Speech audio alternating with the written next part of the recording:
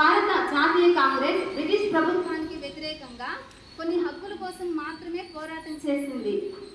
కానీ మన దేశ నాయకులు సుభాష్ చంద్రబోస్, జవహర్ లాల్ నెహ్రూ మన దేశం పరిపాలిస్తున్న బ్రిటిష్ వారిని వ్యతిరేకిస్తూ మన హక్కుల కోసం వాళ్ళని ఎందుకు ప్రాధాన్యపడాలని చెప్పని వాళ్ళు మన దేశ నాయకులు మన దేశాన్ని మనమే పరిపాలించుకుంటాం, ఆంగ్లేయులు మన దేశాన్ని విడిచిపెట్టి వెళ్ళాలి అని తీర్మానం చేసుకున్నారు.